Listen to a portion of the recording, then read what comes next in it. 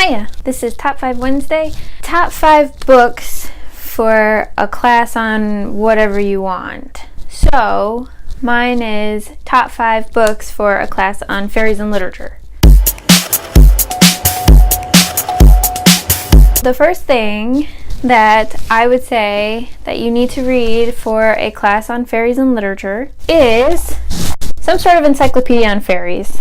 This is the Illustrated Encyclopedia of Fairies by Anna Franklin. It's got the format of a typical encyclopedia with entries in alphabetical order, and it has some illustrations, but it gives you the basic story behind each type of fairy, and it kind of gives you an idea of how many different types of fairies there are in folklore across the world. The second book I would say that you need for a class on fairies would be any of the books by Brian Froud. He's an artist who does different pictures of fairies. This one is Good Fairies, Bad Fairies.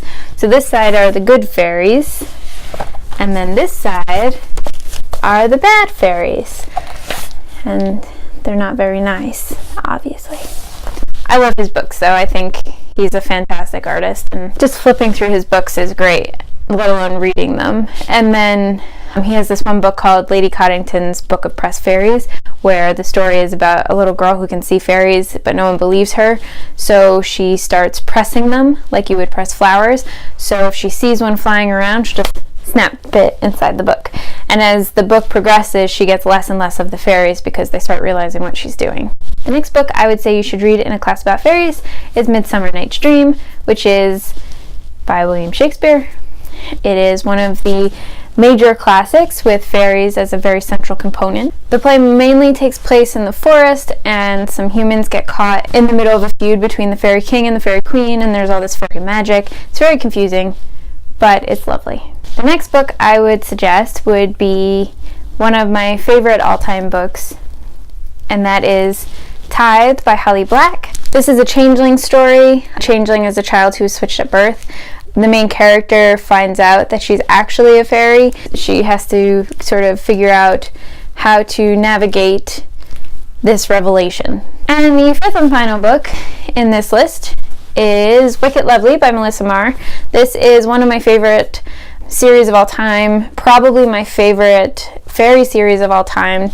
Tithe is a duology. This is a full series. This has 5 books, plus 3 companion graphic novels, plus a short story collection.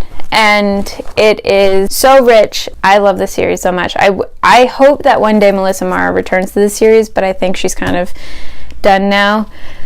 But I love the characters. The story is great, but it's definitely a character-driven series, and that's okay because the characters are so fantastic.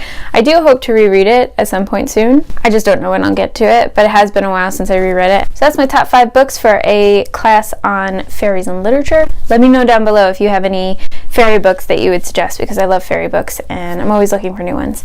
But in the meantime, as always, there are so many books and so little time, so I'm going to go read, and I will see you in my next video.